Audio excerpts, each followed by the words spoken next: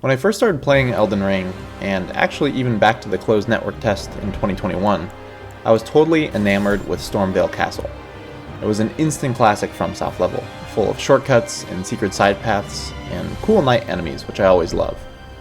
And I remember thinking to myself, wow, are all the legacy dungeons like this in Elden Ring? And no, they were not. But that doesn't change how great of a level Stormveil Castle is, and because of that, I wanted to spend more time invading and co-oping there.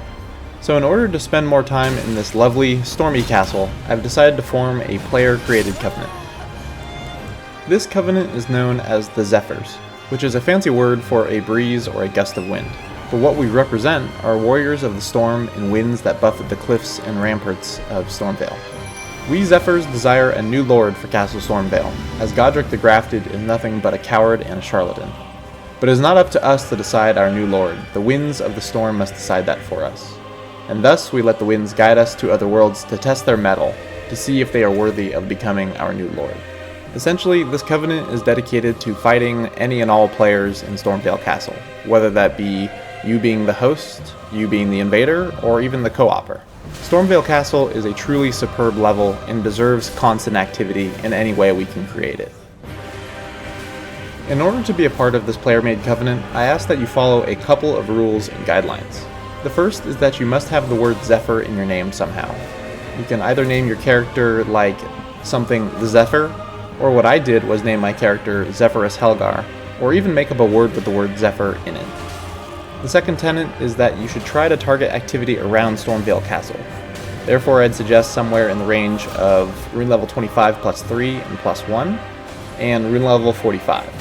Really though, I'd suggest going lower than higher, since invasion ranges are a lot greater for invading up, rather than only a few levels when invading down. I run my character at rune level 25 plus 3 for those reasons, and I really don't have a lot of issues getting activity in and around Stormveil Castle. The next rule of this covenant is that white hair must be prominently displayed on your character, either via a helm, or such as the Raging Wolf helm, Caden helm, etc., or some other headpiece that shows off your character's white hair. There's actually a huge range of options in this game for helms that have white hair on them, so you have a lot of different styles you can go for. You can even wear something small like the commoner's headband, or no helm at all, and just have your character naturally show off their white hair too. The one line in the sand that I will draw here is that the glintstone crowns don't have white hair, those are just made of stone, or some other strange magey material that I don't understand. And lastly, your weapons should deal physical damage, lightning damage, or magic damage as long as it's a frost infusion or a weapon with a frost auxiliary effect. I really don't want this covenant to be a bleed fest or a covenant for griefing new players by poisoning or rotting them before they have the ability to cure that poison or rot. Instead, I want to evoke a feeling that the Zephyr's weapons are born of the elements of the storm that is Stormveil's namesake. And in the same vein, I would like to offer a guideline to try to prioritize wind and storm-based ashes of war, such as Storm Assault, Storm Blade, and Storm Caller. I'd even count the various types of roars and stomps as storm-worthy as well. I want to leave a ton of room for interpretation as well. Feel free to use less common ashes of war and weapons such as Vacuum Slice or the Zamor Ice Storm on the Zamor Greatsword. Lightning ashes of war are also very acceptable because, after all, where does lightning come from if not from storms?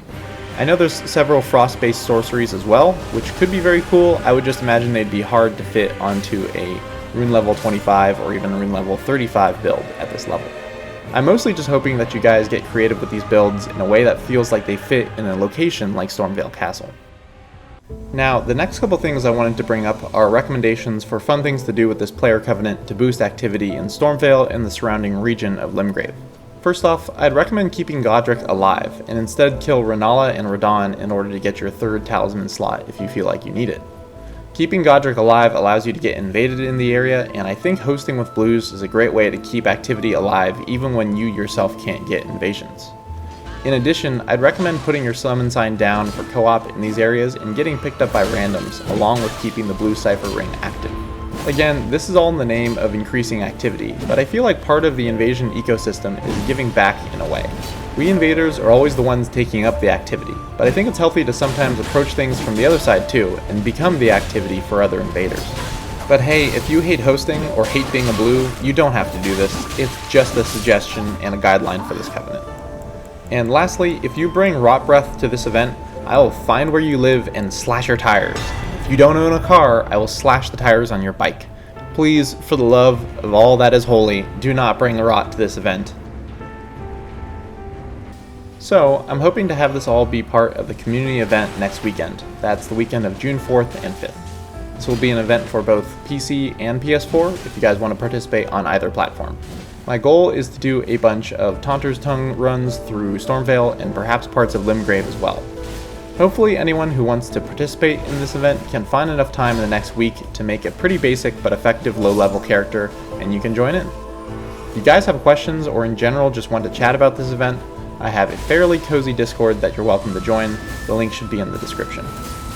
My main roadblocks at the moment are recreating this build on PS4, which should be rather painless, and figuring out a way to stream Elden Ring on PC without the game crashing every 30 minutes.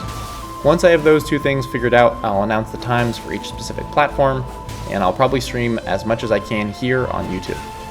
But that's it for me, guys. Thanks for watching, and I'll see you in the next one.